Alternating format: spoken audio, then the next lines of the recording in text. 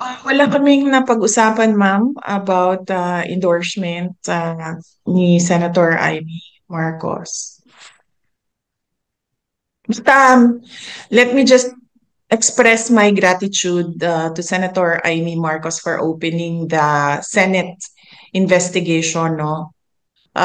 Para siguro hindi na maulit at para napapag-usapan siya sa loob ng ating pamahalaan at para mailagay officially, no, yung mga posisyon ng iba't ibang tao, iba't ibang sektor. Kasama din yung posisyon ko as Vice President at yung document na galing sa Office of the President na pirmado ng ating Pangulo. Crimes against humanity. Nagiging, alam mo, nahihiya ako as a Filipino citizen ngayon eh. Nagiging, katatawanan tayo ng buong mundo na merong isang bansa na binibigay ang kanyang citizen sa isang foreign jurisdiction, foreign organization. Hindi ginagawa yan ng mga bansa. In fact, tayo nga sa loob ng Pilipinas, every time may OFW na convicted abroad, ginagawa natin ng paraan na magkaroon siya ng pardon para maibalik siya sa Pilipinas. Ito sa atin ngayon ay kabaliktaran. Akusado lang ng 43 cases, 43 counts of murder. Ibinigay natin sa isang foreign jurisdiction without any legal basis at all. Nahihiya ako humarap sa buong mundo na ganito mag-isip ang ibang mga kasamahan natin dyan sa bayan, ibang mga Pilipino. To the Philippines ay merong rally or merong gathering ngayong March 23. Ito ay Sundays dito sa The Hague, pero wala pa tayong specific na lugar dito sa The Hague dahil pinag-uusapan pa ng ating mga kababayan. Salamat po. Okay. Thank you. Next question. A. Balagtasi, The New York Times. A. Hi, ma'am. Good afternoon. Ma'am, I just want to get your 2 cents, your reaction regarding the recent the Senate hearing. How do you find it? Because I think Senator Bongo earlier said it was too late, the hero. Well, actually, oo. Tayo, yung buong bansa natin, we already lost a former president. So, late na tayo. Kaya nga, sinabi ko kanina, kung, hindi ko lang maalala kung nasabi ko ba, pero ways forward na lang tayo. Unang-una, sino ang mananagot? But we don't expect na merong papanagutin. Pangalawa, anong gagawin natin as a country, as a nation, moving forward? May darating na eleksyon. Ano bang dapat natin gawin dyan? Ang gusto ng lahat, pagbabago. So, meron tayong option na 10 senador at meron pa tayong daming tanong sa nangyari sa ating budget sa ngayon, no? Public funds is expended in a constitutionally infirm document. So, ano bang gagawin ng bansa? Ituloy natin ang demand natin for transparency, accountability, peace and security para sa ating bayan. Yes, thank you, ma'am. Also, I just want to ask regarding the defense because po na-interview si Attorney Kaufman and he said he's very confident that he can the case can be speedily dismissed. Do you share that sentiment and where do you think is he coming from?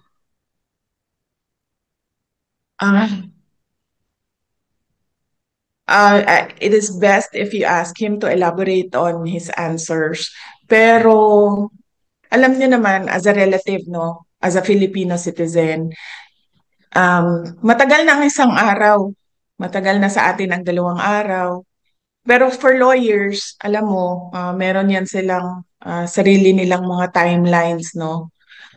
Kung paano yung proseso sa loob ng korte. But as a relative, as a daughter, I just feel na, and as a citizen, as a Filipino citizen, masyado nang matagal ang isang araw. I know this is a difficult time for your family, but I just wonder, of course, things were sudden, and I wonder what made you choose Attorney Kaufman as your lead counsel. Parang, ano po ang meron siya, bakit siya? And when did you choose him? Was he chosen for you by the court? Hindi. Ako ang pumili sa kanya. In-endorse ko siya kay President Duterte.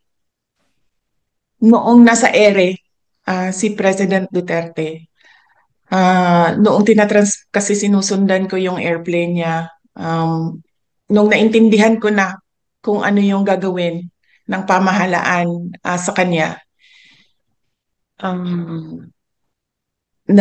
gumawa na ako ng paraan na merong sasalo sa kanya na abogado dito sa The Hague. So, madaming mga pangalan ang pinadala sa akin ng iba't ibang grupo, iba't ibang tao. Meron ding mga lawyers na nag-apply mismo at ginawaan ko siya ng shortlist.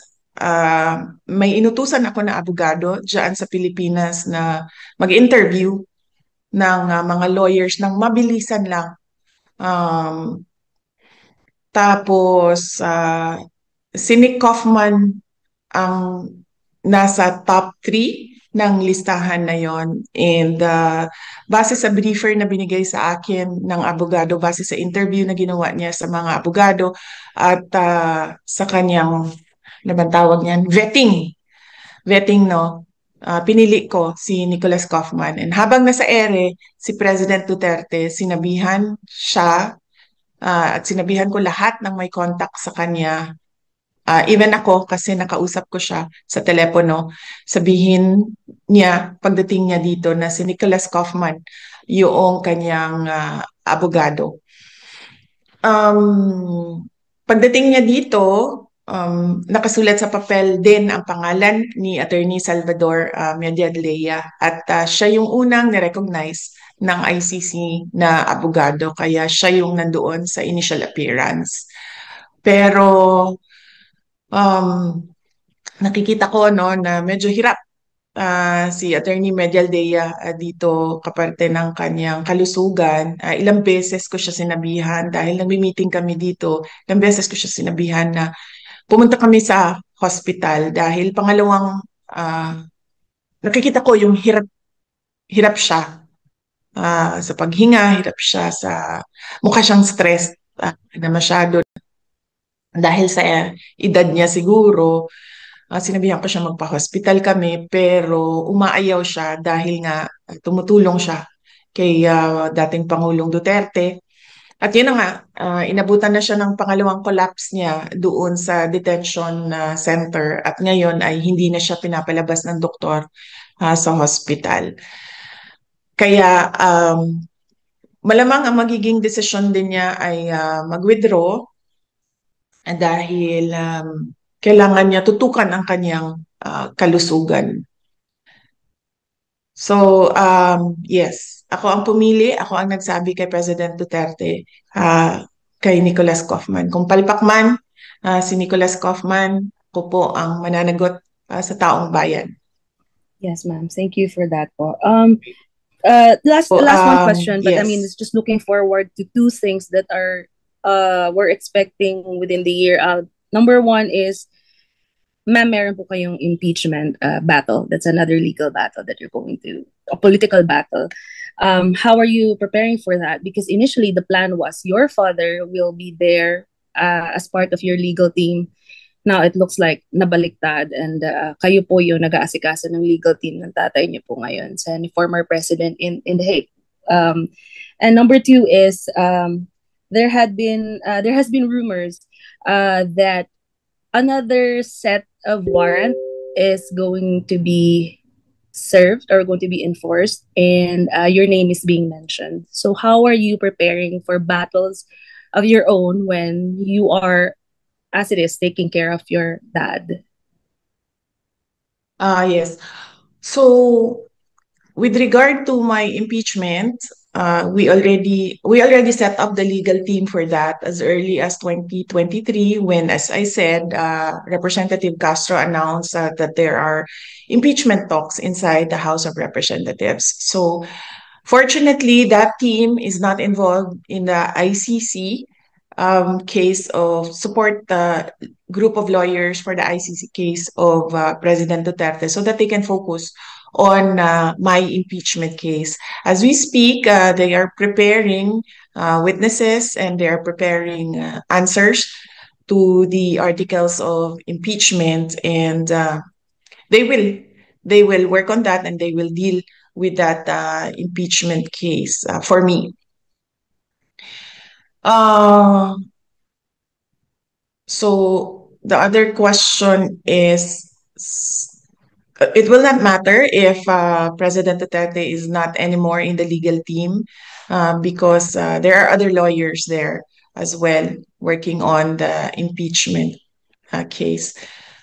The other question, sorry, I forgot. I missed Yeah, meron po that. kasing rumors, ma'am, na may another set of arrest warrant na i-enforce po sa Philippines, and napapangalanan po kayo doon. So, how are you taking that po? Okay. Well, depende. Kung lumabas yung warrant na nandito ako sa The Hague, I will I will surely talk to another lawyer na para sa akin naman. What are my options legally? Kung ang warrant naman ay dumating na nandyan ako sa Pilipinas, tingnan natin kung anong gagawin ng gobyerno sa akin. Ma'am, one last question. I don't want to sound cheesy, but it has been a heavy week. And I think my last question would be, how are you? I'm okay.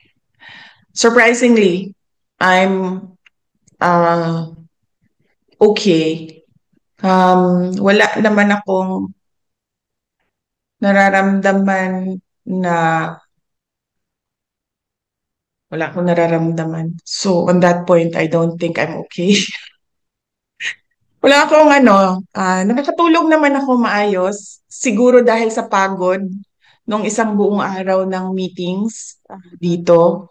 At so meron akong saktong tulog, meron akong saktong kain. Ang worry ko lang is yung mga anak ko dahil hindi talaga yan sila sanay na wala ako. Nasanay kasi sila, lumaki kasi sila na katabi ko yan sila sa tulog. At ngayon, yung youngest, no, na anak ko, yan yung katabi ko sa tulog. So, yan yung worry ko, yung aking mga anak. Dahil nawalan sila ng nanay. Yan yung hindi ko kasi magawa remotely, yung pagiging nanay. Pero yung trabaho dito at trabaho dyan sa Pilipinas, kung saan man ako, ay magawa ko siya remotely. So as long as merong mga teams, designated teams na in charge doon. Like say for example, sa OVP, may team doon. Sa impeachment case ko, may team doon.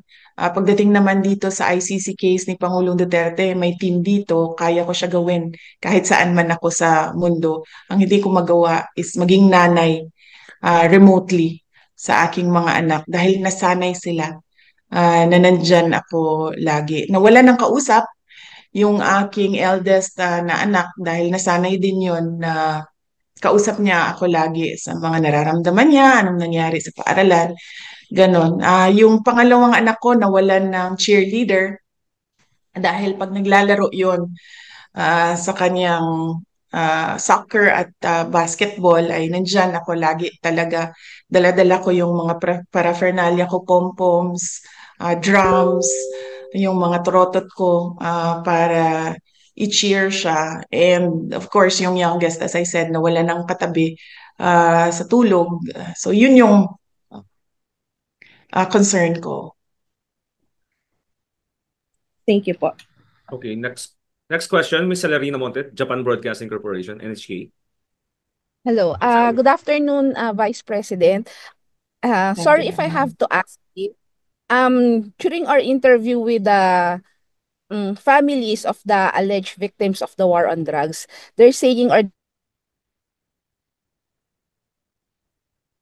Ma'am Cel, nawala. Nawala siya, Jay. Ma'am Cel, nawala ka. Ma'am Cel, kindly fix your line. Balikan ka namin. Ano muna? Miss Camille sa Monte, TV5. You're recognized. Hi, VP. Good afternoon po. Camille po from TV5. I just want to ask, will you be formally endorsing Senator election? Nawala siya, Jay. Nawawala rin kayo din. Camille? Wala. Ma'am Cel, andyan na kayo? Me? Hello? Camille? Yes po. Can you hear me po? Yeah.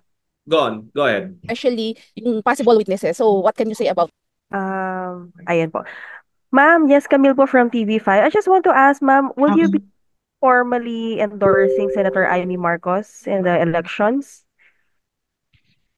Wala kaming napag-usapan, ma'am, about endorsement ni Senator Amy Marcos. Basta, let me just express my gratitude to Senator Amy Marcos for opening the Senate investigation, no? Para siguro hindi na maulit at para napapag-usapan siya sa loob ng ating pamahalaan at para mailagay officially, no, yung mga posisyon ng iba't ibang tao, iba't ibang sektor. Kasama din yung posisyon ko as Vice President at yung document na galing sa Office of the President na pirmado ng ating Pangulo. Ma'am, yung inyong impeachment trial, syempre, you mentioned na you have a separate lawyers already preparing for that. How difficult is this for you? Because you're also taking care of the defense team of your father, former President Duterte, and yung kanyang susunod na hearing will be on September. And there were talks in the Senate na probably baka by September or October magsimula naman yung impeachment trial sa inyo.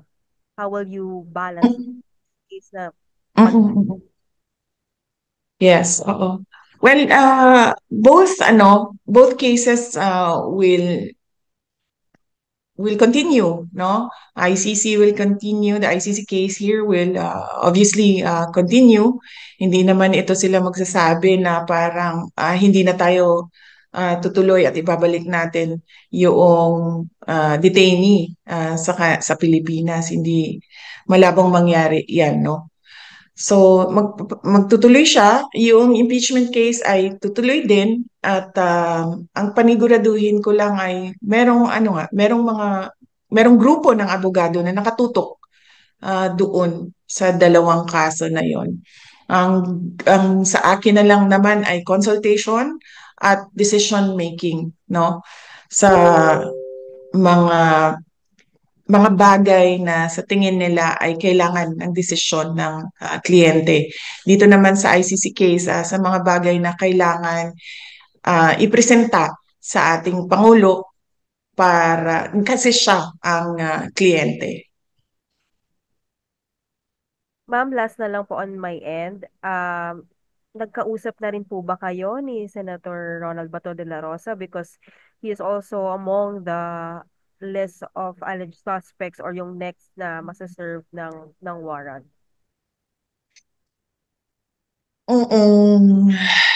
Hindi pa kami nagkausap ni Senator Bato de la Rosa. Mag-ingat siya at lahat ng mga nandoon na mga complaints ng mga former police, PNP personnel, officers, mag-ingat sila dahil kung meron mang sinasabi na merong warrant, ay malamang merong warrant yan dahil nakita natin na meron ngang warrant of arrest dito kay Pangulong Duterte. Ang sa akin lang din, no, na observation ba, noong nakaupo ako doon sa gallery ng ICC at nakikinig sa initial appearance ni Pangulong Duterte, a total of 43 cases. Nasaan na ang libo-libo na mga kaso na sinasabi ng ating mga complainants na crimes against humanity. 43 murder cases. Hindi ko dinidiscount yung 43 na sinasabi nila allegedly na namatay ha. Pero crimes against humanity is a serious accusation na lagi nilang paulit-ulit na sinasabi, 6,000, 9,000, 10,000, 40,000, 50,000 ang mga namatay. And they cannot even come up with 100 names ng mga namatay ng supposed war on drugs, which amounts to crimes against humanity. Alam mo, nahihiya ako as a Filipino citizen ngayon eh. Katatawanan tayo ng buong mundo na merong isang bansa na binibigay ang kanyang citizen sa isang foreign jurisdiction, foreign organization. Hindi ginagawa yan ng mga bansa. In fact, tayo nga sa loob ng Pilipinas, every time may OFW na convicted abroad, ginagawa natin ng paraan na magkaroon siya ng pardon para maibalik siya sa Pilipinas. Ito sa atin ngayon ay kabaliktaran. Akusado lang ng 43 cases, 43 counts of murder, ibinigay natin sa isang foreign jurisdiction without any legal basis at all. Nahihiya ako humarap sa buong mundo na ganito mag-isip ang ibang mga kasamahan natin dyan sa bayan, ibang mga Pilipino. Thank you, ma'am. Okay, next. Ma'am Sel, andyan na kayo. Are you back? Yes, ito na po. Sorry. Felino Monte, Japan Broadcasting Corporation, you're recognized. Ma'am, choppy talaga kayo. Nawawala kayo. Next question muna. Mads Villar, Net25. Question. Hi, good afternoon, VP. Ma'am, how is the health po of former President Duterte now? He's doing okay. Hindi ko nakakausap yung Ma'am, sorry if I doktor have niya. to ask this. Clear na po, malinaw. Wait lang, Mads. Patapusin mo muna si Miss Sel, patapusin mo muna si Miss Mads. Then may answer din si VP kay Mads. Ma'am, go ahead. Hindi ko nakakausap yung kanyang doktor sa loob dahil may proseso din sila sa loob kung paano mo kausapin ang doktor, no?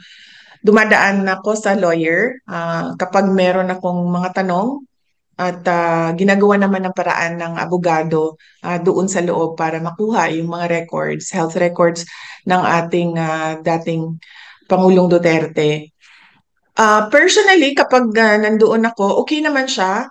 Tinatanong ko siya kung meron siyang nararamdaman. Sinabi niya, nararamdaman ko ay natural sa isang matanda na tao, no? Masakit yung utuhod, masakit yung likod. Meron siyang nararamdaman na sa lamig, ba? So, nahihirapan siya mag-acclimatize. Kaya lagi siyang balot na balot. So far, wala siyang gana masyado kumain, sinasabi niya. Nag-request siya ng gatas at prutas at pinaabot namin yon sa kanyang doktor na yung request. Yun lang. And dati pa naman natin alam, no, na medyo mahina na yung pandinig ni Pangulong Duterte dahil din sa kanyang edad at medyo mahina na rin yung mata niya dahil din sa edad. So, I don't see any serious health problems at the moment sa kanya. All that I see are yung dala ng katandaan. Yes, ma'am. Ma'am, may panawagan po ba kayo or message sa supporters po ni former President? Yes, opo. Unang-una, i-demand natin na may managot sa nangyari sa ating bayan, na nawalan tayo ng former president. Pangalawa, patuloy natin ang pagtatanong sa ating pamahalaan kung ano bang nangyayari sa pera ng bayan, sa budget, sa PhilHealth, sa peace and order natin. Um, ano bang mga pulisiya natin sa economy dahil lubog na sa kahirapan yung mga tao, hirap sa pagkain. Patuloy nating i-demand, as I said, paulit-ulit, transparency, accountability, peace, and security ng ating bayan. Opo. Ma'am, last na lang po on my end. Ilan po lahat yung magiging member ng defense team ng former president po? Magdidepende siya, ma'am, kung legal aid siya or privately funded case, no? Sa ngayon, kailangan pa namin pag-usapan ng abogado kung ano ba ang mangyayari sa gastusin sa kanyang kaso. Pero as I said kanina, nag-express na ako sa lawyer initially na there are discussions and moves on the part of our family to apply for legal aid. Salamat po. Thank you, BP. Okay. Ma'am Sel, are you okay na? Yeah, okay na po. Ano, malinaw na po ba? Sorry. Yeah. Ma'am, sorry. My first question is, how optimistic are you that the former president will be granted an interim release? I do not know, ma'am. I've not read any documents about his interim release. I've not heard the statements of prosecutors with regard to interim release, lalo na sa ating mga judges. So, hindi ko alam kung how it will sway, kung meron man siyang request or application for interim release. Hindi ko masagot ang chances niyan. At ang optimism level ko sa ngayon ay 0, but only because hindi ko naririnig kung ano ang sasabihin ng prosecutors at ng judges. Ma'am, another question. Sorry if I have to ask this because some of the families, relatives of those alleged victims of the war on drugs claim that their lives would be threatened or at risk if the former president will be allowed to return to the Philippines because they're afraid that the former president or may do something bad against them. So is there any basis for their fear? None at all, ma'am. Matagal naman namin alam na merong investigation na ginagawa sa loob ng Pilipinas dahil nakukuha namin yung information sa mga abogado mismo na gumagawa nun at sa ibang mga government personnel. No? Hindi ko na lang sasabihin kung ano yung mga opisina na yon. Kaya nga nagkaroon ako ng Zoom meeting with the Secretary of Justice noong 2023. Kasi sinasabi ko sa kanya na naiintindihan ko na merong investigation na nangyayari. Pero wala kasi talaga silang jurisdiction. So, I was picking his brain on what his thoughts were about this. But I did not tell him that I knew that there were investigations and interview of witnesses. So I asked him what is his position. And then he gave differing answers back. So I went up directly to the office of the president. That is why I wrote the letter about the ICC. And that is why we have a letter a response from the office of the president na sinasabi niya na he will protect national sovereignty and then he doesn't recognize the ICC jurisdiction dyan sa ating bayan. So,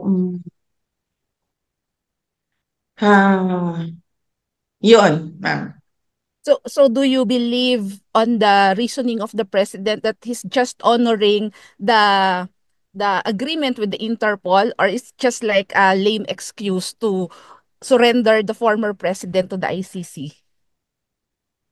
Wala naman tayong obligation na mag-cooperate sa Interpol, ma'am, kasi yung ICC warrant, yung warrant na hawak ng Interpol is an ICC warrant. So hindi mo naman, you cannot just take one and leave the other because the Interpol was holding an ICC warrant.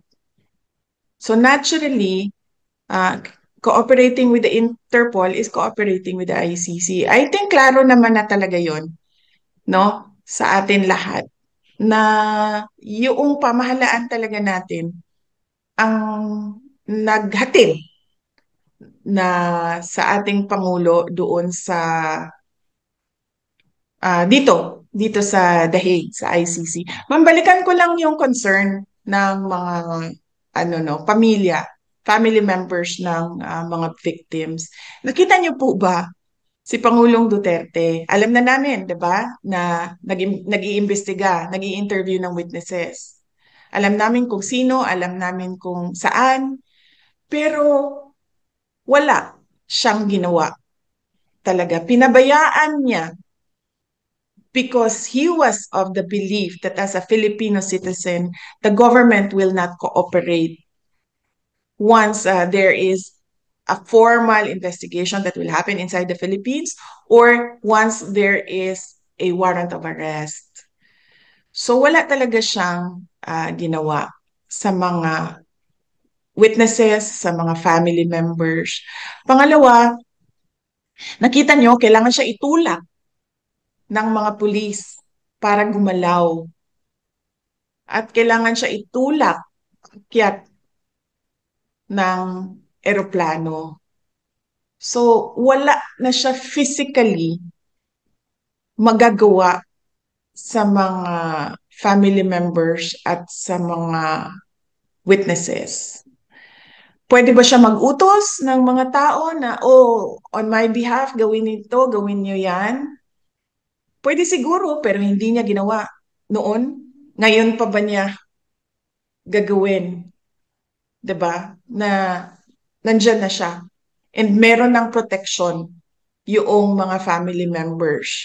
Meron na silang protection ng ICC at meron silang protection ng Philippine government. Their fears are unfounded and hindi ganyan ang tatay ko. Kung ano man yung kailangan niya sagutin, sasagutin niya yan. Pero hindi siya magtatamper ng evidence. Kasi unang-una, wala naman talagang ebidensya. Hindi ko alam paano umabot ito sa isang kaso. At hindi siya makikialam sa witnesses dahil isa siyang prosecutor noon. At alam niya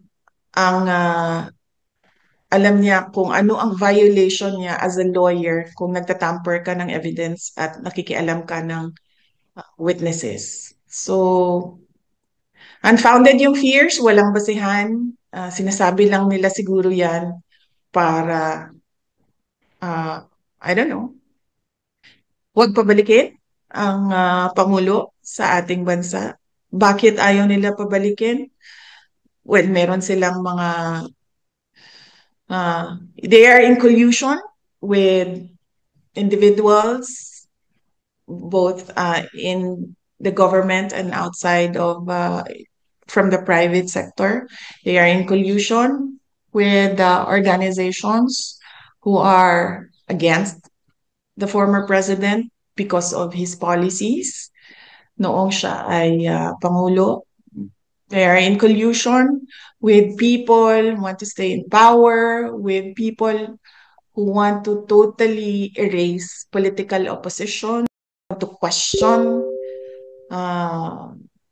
the acts of government. So, sa tingin ko yan yun eh. Okay, last question, ma'am. So as part of the defense of the former president, is there any plan to bring into The Hague some witnesses for the former president? I am not part of his legal team. Nandito lang ako kasi kailangan nila ng kausap sa labas. So kinakausap nila si Pangulong Duterte sa loob at kinakausap nila ako sa labas so that there is someone who will sign off on what was agreed upon with the client, no? So hindi ako part ng legal team. As I said, I am a Filipino citizen here helping the former president go back home. And I am here as a daughter as well. Moral support doon sa kanya. Thank you, ma'am. Okay, last 3 questions po tayo, ma'am. Next question, Miss Joyce Oo, Adra. kasi Jay, it's 8:05. Yeah. No, may 9 a.m. meeting ako. Alright. Sabi mo isang oras lang ito. Miss Joyce Adra, RMN News, then followed by Glenn Wego, Super Radio. Good afternoon po, VP. Ma'am, ask ko lang po, meron kasi mga report na peke yung ibang EJK victims sa kapisanan ng mga broadcaster na Pilipinas sa forum po the other day. Hindi naman ito dininay ni Attorney Claire Castro at ang parang sinisipa niya yung isang media na nagtanong sa kanya na alam mo naman palang kapitbahay mo yung isa at hindi pala totoong EJK victim. Bakit hindi mo sinulat ng tama? Bakit hindi mo itinama yung isinulat mo? So kayo po, anong masasabi niyo po dito sa mga sinasabing peke nga EJK victims? Nasabi ko nga kanina, opo ma'am, thank you. Nasabi ko nga kanina ma'am, no, hindi ko alam paano umabot ito sa isang kaso. Wala talaga silang ebidensya at all for murder or crimes against humanity. Hindi ko alam. It baffles me. Really, truly. How this has happened, no? So, kasali na din siguro dyan, ma'am, yung mga peking supposedly victims, no? Kasali na yan dyan. Kasi ito lahat ay gawa lamang unang-una ni Senator Trillanes noon. At syempre nakakuha siya ng, ano bang tawag niyan? Kakampi o kaalyado sa loob ng pamahalaan. So, yon.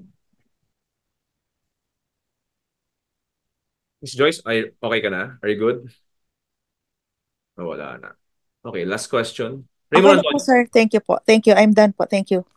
Raymond Antonio, Manila Bulletin. Last question, then we're wrap up. VP, good afternoon. Senator De La Rosa admitted having an ill feeling towards National Security Advisor Eduardo Año following the arrest of your father, the former president. How about you, VP? What do you feel right now, given that Año was one of your father's men and member of his cabinet? And lastly, Vice, meron din po kasing lumulutang na I don't know how would I say this, report or rumor na there was a traitor in the Duterte camp that also led to the arrest of your father, VP. Thank you. Okay. Hindi ko narinig. Anong sabi ni Senator Bato de la Rosa daw kay Anyo? According to Senator De La Rosa, the senator was disappointed to Secretary Año. He felt Disappointed. bit betrayed knowing na Secretary Año previously worked as PRRD's former AFP Chief of Staff and DILG Secretary then. Kasama siya sa nagplan nung supposedly alleged kidnapping ni PRRD going to The Hague. May I add, VP, may report kasi kasama siya doon sa core group na nagplano doon sa arrest ni former president. And then sabi po ni Senator Bato, out of courtesy daw po, sana nasabihan man lang kayo about the arrest. That's it, VP. Thank you. Okay. Alam mo, tinanong na rin ako kanina, di ba, how am I? Sabi ko, kanina wala akong nararamdaman. Sa totoo lang, wala talaga akong nararamdaman. Hindi ako galit, hindi ako disappointed. Nothing at all. Kasi pointless naman na mag-harbor ako ng feelings about what happened. Hindi na siya maibabalik. Hindi na mababalik si Pangulong Duterte sa Pilipinas. So what we should do as a country is move on from what happened. No? What will we do as our ways forward as a country and as a people from what happened? Magalit man tayo, walang papupuntahan yung galit natin. Dahil hindi naman yan sila papanagutin ng pamahalaan eh. Nakikita nyo yung mga sagot nila, wala na sa ayos, wala na sa rason, wala na sa common sense, wala na sa batas. Pero walang magagawa laban sa kanila. So we should move forward from what happened, and the country should decide, the people should decide saan ba tayo papunta base sa nangyari. Kung meron bang traitor doon sa loob ng grupo na nag-usap sa Hong Kong, nandun ako sa kwarto sa mga nag-meeting with former President Duterte. Hindi ko matawag siguro na traitor, pero sigurado ako sa dami ng tao doon sa loob ng kwarto na yon ay meron talagang nagsasabi kung ano ang pinag-uusapan doon sa loob. Kung kanino nila sinasabi, hindi ko alam. Pero kung sino ba ang nagsabi na may traitor? So malamang kung yung nagsabi na may traitor doon sa loob, malamang siya yung kausap noong tao na nandoon sa loob sa kwarto sa Hong Kong. Klaruhin ko lang na nag-divide ng trabaho doon sa loob ng meeting na yon. Ako ang nag-moderate sa meeting. Tinanong ko si President Duterte kung ano ang desisyon mo at ano ang gusto mong gawin. Ang sinabi niya, gusto ko umuwi sa Pilipinas. Hindi ako titira sa ibang bayan at hindi ako magtatago. Yun ang sagot niya. And Attorney Bingbong Medaldea was tasked to do the legal remedies pagdating sa loob ng Pilipinas. Ang desisyon na agahan yung flight, ang flight nila ay alas 4, ang desisyon na agahan yung flight ay galing kay Pangulong Duterte dahil ini-expect niya dadalhin siya sa korte. Kasi yun ang dapat na ginawa doon sa arrest warrant. Kung may traitor man, malamang dahil merong nagsabi merong traitor, traitor siya siguro sa information at binigay niya doon sa kabila. But I don't think meron siyang binigay na information na valuable din sa Philippine National Police dahil alam naman ng lahat at hindi tinago na uuwi si Pangulong Duterte at kung anong oras siya uuwi sa Pilipinas. At ang desisyon na umuwi ay sa kanya. Sabi niya, hindi siya magtatago. Uuwi siya ng bayan niya.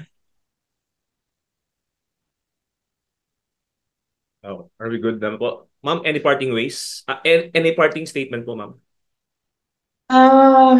Yes, opo, JC, nagpapasalamat ako sa iyo, sa Office of the Vice President, dahil sa inyong pagtutok sa inyong mga sariling trabaho dyan. At nagpapasalamat ako sa ating OVP, Media Beat, sa pagkakataon na makapag-usap tayo ngayong hapon na ito. Pakiusap ko lang sana kung ano yung sinabi ko ay yun ang maisulat at maisapubliko. Yun lamang ang pakiusap ko at wag i-interpret ang aking mga sinabi according to sa opinion ng mga tao, kundi isulat lang siya kung paano ko siya sinabi. Factual lang yung presentation ng news items. Yan yung pakiusap ko sa inyo. At nagpapasalamat ako sa ating mga kababayan sa pagpapakita ninyo ng suporta sa ating dating Pangulong Rodrigo Duterte. Gusto niyang malaman ninyong lahat na alam niya kung ano ang nangyayari sa ating bayan. At sinasabi niya lagi na kung ano yung dapat naipakita niya sa buong mundo, sa inyo mga Pilipino, kung ano yung governance, ano yung dapat na nakikita natin sa pamahalaan. At yun ang i-demand natin lagi sa ating mga opisyal ng gobyerno. Ulitin ko, aking pagpapasalamat sa inyong lahat. Magandang hapon po. Okay. Thank you, ma'am.